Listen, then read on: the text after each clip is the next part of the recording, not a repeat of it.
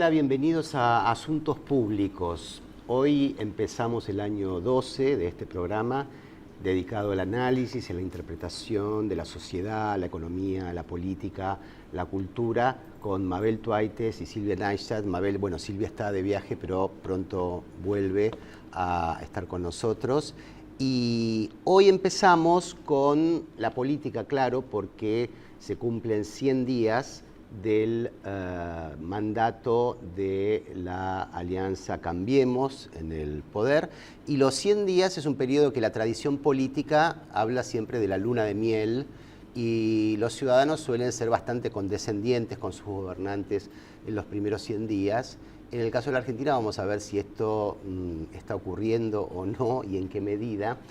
Y no solo la luna de miel, sino lo que los gobiernos en general quieren hacer en los primeros 100 días, de imponer toda su agenda posible y marcar su territorio y su estilo de gestión, y que las políticas que son más decisivas y más importantes para su gestión, para justamente aprovechando ese impulso de condescendencia, marcar este territorio. Y eso es lo que generalmente hacen los gobiernos, y este gobierno de Mauricio Macri lo está haciendo con creces. Creo que ha hecho unos primeros 100 días donde ha marcado muy consistentemente cuáles son las líneas hacia donde intenta ir. Porque una de las características que pueden plantear de los gobiernos, y los gobiernos hacen apuestas, sí, apuestas con sus medidas. Las medidas generan además a su vez reacciones, confrontaciones, adhesiones, rechazos, y es a partir de ese juego de aceptación y rechazo que se empieza a desplegar un nuevo escenario político. Claro, porque este término de luna de miel, ¿no?, tal vez viene de la cultura política americana, ¿no?, de donde se supone que el electorado está enamorado del gobierno que acaba de elegir, pero en el caso de la Alianza, de esta elección, fue una elección muy reñida, donde, bueno, el país quedó... un margen de 600.000 votos, es claro, bastante poco para plantearse que hubo una experiencia de arrolladora adhesión o expectativas arrolladoras, sino más bien el balotaje supuso un complejo proceso en el que vino primero un proceso de elecciones de los candidatos en las PASO, que generó ya una selección de los candidatos que quedaron en carrera, luego la elección general, en la cual ninguno de los candidatos ofertados se pudo imponer arrolladoramente sobre el resto, y se tuvo que ir por primera vez en la historia de la Argentina a un balotaje, un proceso de que, bueno, entre los dos primeros a ver cuál me quedo, con lo cual, más que adhesiones específicas sobre alguno de los candidatos, había que optar por lo que había, ¿no? Entonces esas fueron las características que también marcan estos primeros 100 días de gobierno.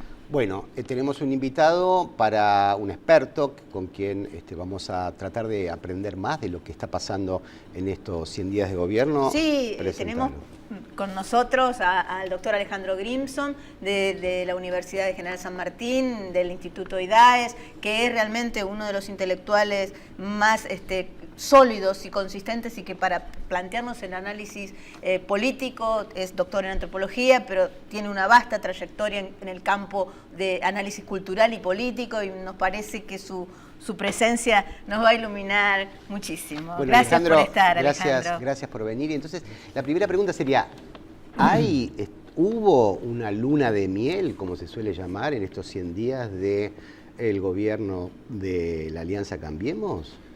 Yo no estoy seguro si duró 100 días la luna de miel, en el sentido de que los últimos días de esos 100 hubo algunos problemas que el gobierno empezó a detectar y que se discutieron al interior del gobierno, y creo que una marca que mostró eso fue el discurso del presidente en la Asamblea Legislativa.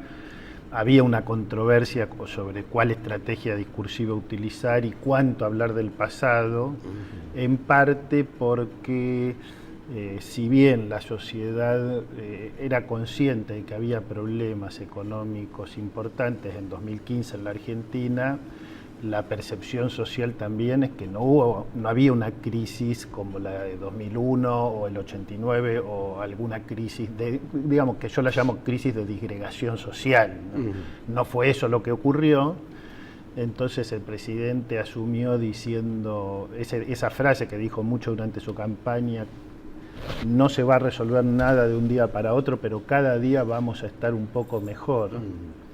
Y esa frase, por algo ganó, expresaba algo que la sociedad sentía. Quería estar cada día un poco mejor.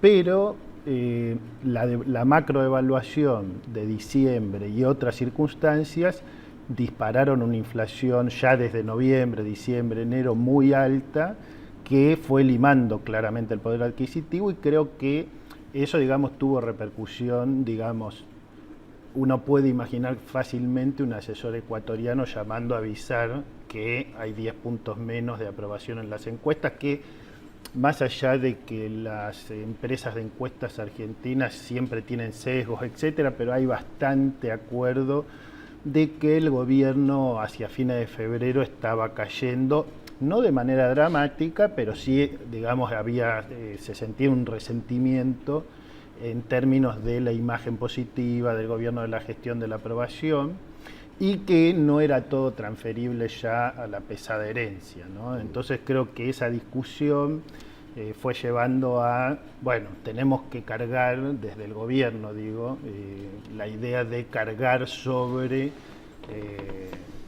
el kirchnerismo.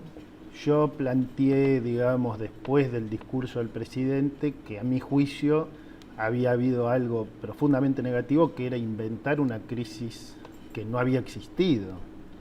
Porque, digamos, para culpar al kirchnerismo hasta ese extremo de todo, como si además solo hubiera sido negativo, etcétera, etcétera, eso iba en contra de una de las cosas que el presidente había dicho el 10 de diciembre en la Asamblea Legislativa, que era que uno de sus 3 objetivos, recordemos que él planteaba el tema de la lucha contra el narcotráfico, el tema de la pobreza, él lo dice pobreza cero, me parece una frase bastante infeliz porque no hay países con pobreza cero, y su tercer objetivo era unir a los argentinos, pero la sensación es que el discurso ante la Asamblea Legislativa y otras cosas que sucedieron en el mes de marzo van más hacia un incremento de la polarización política en la Argentina que a un intento de cerrar la grieta o como se quiera llamar. Me parece que ahí hay un tema que nos va a llevar bastante tiempo ir analizando cuál es la dinámica de la polarización política, ¿no?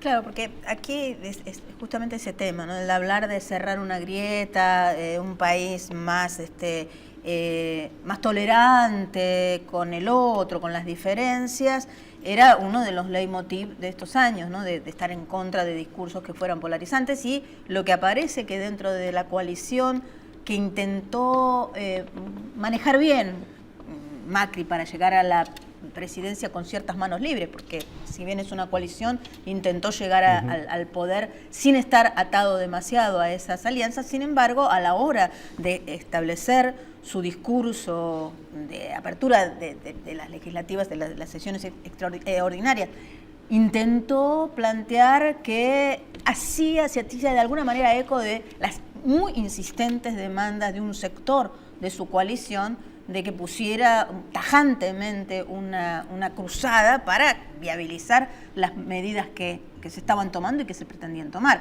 ¿Hacia dónde se plantea este escenario de que arma Macri con sus primeras medidas y hacia dónde intenta arrancar? Claro, yo pienso que hay un problema que es que no cierran las cuentas macroeconómicas. ¿Qué quiero decir? Vos tenías un problema fiscal, hay una discusión depende de cómo saques la cuenta, el déficit fiscal podía ser menor o mayor, pero había déficit, está claro, había déficit comercial, está claro. Ahora, vos ahí sacaste retenciones a todo menos a la soja que le bajaste, sacaste retenciones a la minería, que es una cosa, a mi juicio, sorprendente, porque no es un actor social, digamos. Vos podés estar de acuerdo o no con los reclamos del campo, te pueden parecer bien o mal, pero el campo existe y era una demanda. Yo creo que cualquier gobierno que no hubiera sido el Frente para la Victoria hubiera estado obligado a hacer algo para bajar retenciones, pero anuló todas las retenciones, bajó a la soja y anuló a la minería, que, insisto, no es un actor social. Eso es un sacrificio fiscal fuerte en un contexto de problemas fiscales. Además, venís con una demanda sobre el tema impuesto a las ganancias que es muy extensa en el tiempo y que estuvo muy vinculada a tus demandas contra el gobierno anterior. Entonces, en la que no cumple, en la que no cumple, se embarra, hay problemas, etcétera. O sea, bueno, toda esta discusión de hizo muy rápido las cosas para ciertos actores muy concentrados de la economía y no las hace para otros sectores. Ahí apareció el tema que en realidad ganancias igual estamos hablando del 10-15% más alto de la pirámide de los asalariados. No estamos hablando de la mitad de los trabajadores ganan más o menos 6.000 pesos en la Argentina, están lejos, querrían pagar ganancias si ganaran, digamos, alguna cifra por arriba de 25, 30 o lo que fuera. Entonces, ahí hay problemas donde la cuenta no cierra, viene el tema de las paritarias, ahí estábamos todos siguiendo la paritaria docente, que sabíamos que era una paritaria crucial. A mí personalmente, debo decirlo, a mí me sorprendió la decisión del gobierno de dar 35-40, más allá de sus errores políticos también sorprendentes de anunciarlo, dar marcha atrás, demorar la firma, etcétera. Hoy se convierten en anecdóticos, pero da un porcentaje alto de paritaria docente, pero en una sociedad que demanda cada día estar un poco mejor, ¿cómo haces en un contexto inflacionario para que la paritaria no vaya atrás de la inflación, que es lo que pasa en la mayoría de los gremios, que es que la paritaria va a ir atrás de la inflación? Entonces, ahí yo creo que hay un tema que yo lo mencionaría así. Yo creo que amplios sectores de la sociedad, no me animo a decir toda la sociedad porque es una sociedad demasiado compleja para decir toda la sociedad, pero amplios sectores estarían dispuestos incluso a hacer un pequeño sacrificio económico para ver si se puede evitar la inflación, para ver si se puede evitar el desempleo, para ver si se pueden evitar males mayores. Pero ese sacrificio puede ser de un 3, 4, 5% del ingreso. La mayoría de la sociedad no tiene capacidad de sacrificar el 10, 15% de su ingreso, como quizá puede tenerlo el 10% más alto, digamos, de la pirámide, ¿se entiende? O sea, no hay forma de un sacrificio tan fuerte en un contexto donde vos le prometiste a una sociedad que no veía ninguna crisis de disgregación estar cada día mejor. Y yo creo que ahí es donde aparece un malestar político que se hizo sentir en el último tercio, diría yo, de los primeros 100 días y que va a marcar mucho de lo que suceda. ¿Cómo lo ves este gobierno? Ya no hablemos de los 100 días, en junio, digamos, a 6 meses, cuando ya la herencia quede atrás, porque todavía se puede hablar, bueno, lo que pasó ya el 2015 ya quedó lejos, bien entrado ya el gobierno en junio, al fin de un semestre que pinta en lo económico bastante recesivo. ¿Cómo te imaginas ese escenario políticamente? Yo creo que este gobierno, desde el día que asumió y durante todo este año, tiene un dilema que es cuánto va a pesar el pragmatismo económico y político y cuánto va a pesar, digamos, el dogmatismo económico y político o el ideologismo, llamarlo así si querés. Es decir, cuánto va a intentar construir hegemonía y alianzas y cuánto va a decir basta, esto es lo que hay que hacer desde la ortodoxia económica o desde nuestra visión político-ideológica y vamos a avanzar con esto incluso si genera malestar en la sociedad. Digo, me pregunto, hay cosas que no repercuten mucho pero que permiten hacer pequeños laboratorios para ver este tipo de cosas. Te doy 2 ejemplos. Uno, conectar igualdad. Una de las cosas más extraordinarias que hizo el kirchnerismo, de las cosas buenas, que además se hacen en toda América Latina, digamos, no en todo, pero en muchos países de América Latina, que es entregar netbooks a los chicos que están estudiando. ¿Por qué? Porque no hay alfabetización que no sea alfabetización digital también. No es que con las netbooks resolviste el problema de educación argentina, no es eso, pero es que sin las netbooks no lo podés resolver. Entonces, cierra Conectar Igualdad, pero no explica, no explica cuál es su política respecto de la tecnología y la educación, que uno presupondría que la tendrían, pero digamos, cuando lo hizo el cierre. O también el tema YPF Galucho, digamos, yo creo que la imagen de Galucho en cualquier consultora que le investigue era una imagen positiva, porque era una imagen técnica, profesional, vinculada muy fuertemente a la empresa. Digo, ¿cuánto de eso va a haber en los próximos meses? En un plano más macro uno diría, muy bien, este gobierno estaba decidido a cerrar a como diera lugar con los holdouts.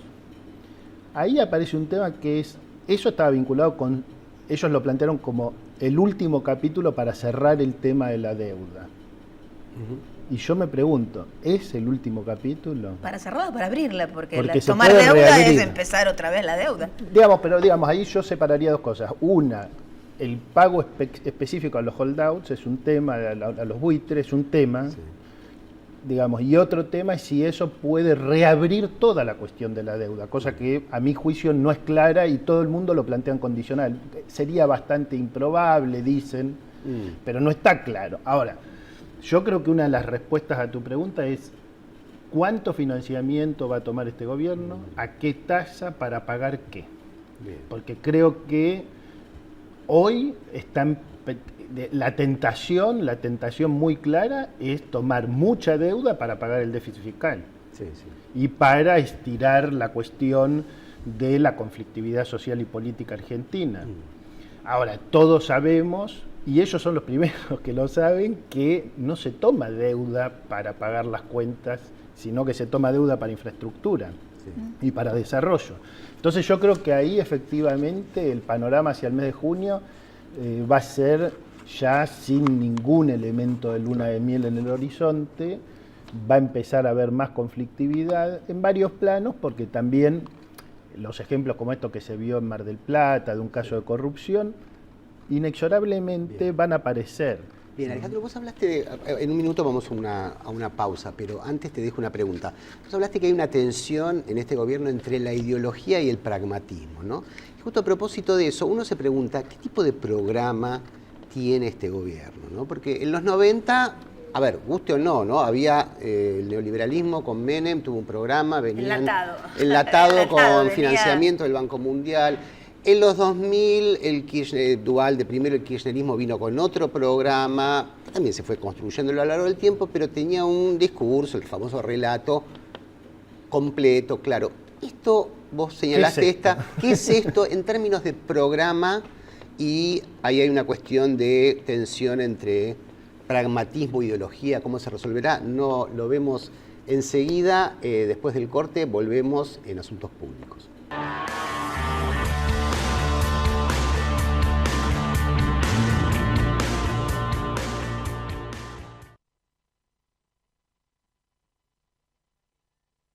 Al dengue, el Zika y la fiebre chikungunya les ganamos entre todos. Si tenés alguno de estos síntomas, fiebre, dolores musculares, articulares o de cabeza, cansancio, erupciones en la piel, náuseas o diarrea, no te automediques y consulta a un médico. Para escuchar consejos de prevención y saber más, llama gratis al 147. Buenos Aires Ciudad. Construimos puentes, espacios comunitarios, filtros de agua y sistemas de energía. Estamos ingeniando un mundo mejor. Mi corazón. Dale, prendete. Vos también hacete fanático al ritmo del Kini 6 y vení a festejar todas las semanas.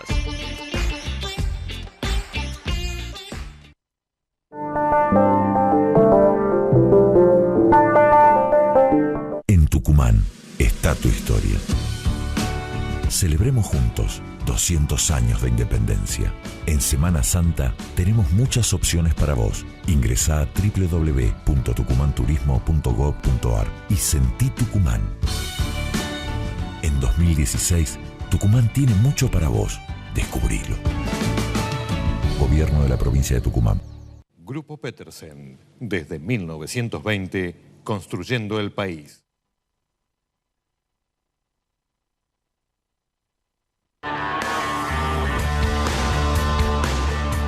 Seguimos en Asuntos Públicos y la pregunta que había quedado para nuestro invitado de hoy, Alejandro Grimson, era ¿qué tipo de programa tiene este gobierno? Más allá de las etiquetas, que uno puede decir, bueno, neoliberal, desarrollista, neodesarrollista, pero ¿hay algún programa concreto o hay contradicciones todavía? ¿Cómo lo ves?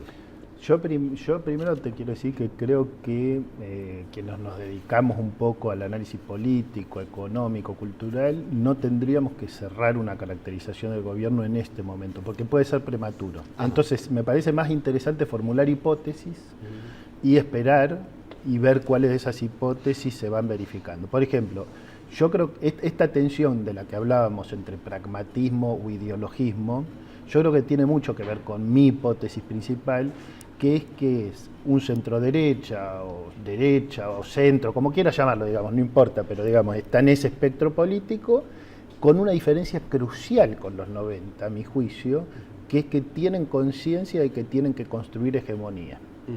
Es decir, que tienen conciencia de que sin bases sociales no hay sustentabilidad del proyecto económico que tengan.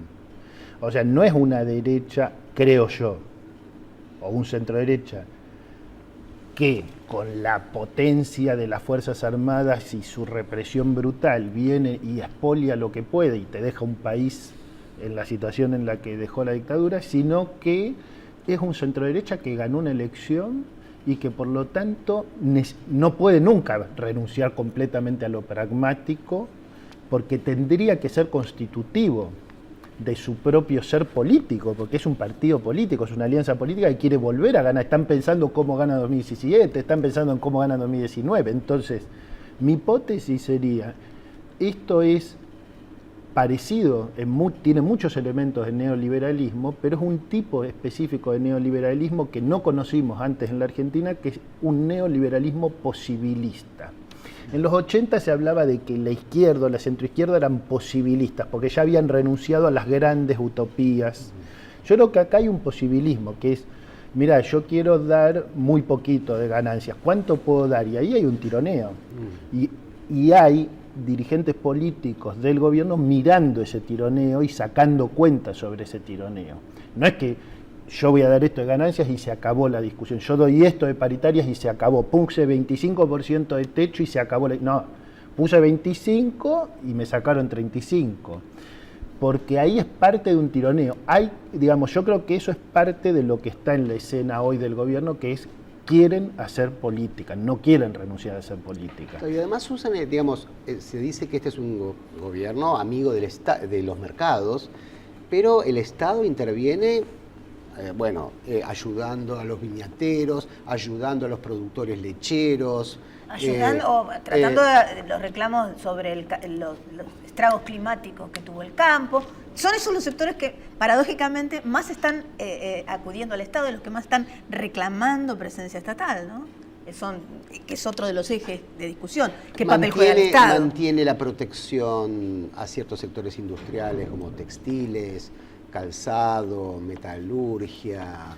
Hacia ciertos sí, y en otras áreas hay mucha apertura, una apertura que te asusta y que te da temor de qué va a pasar con el empleo y la producción en esas áreas. O sea, hay elementos que parecen ser contradictorios. Yo creo que, digamos, hay una transformación cultural de la Argentina post-2001 y que este gobierno no es totalmente ajeno a esa transformación, que es la siguiente.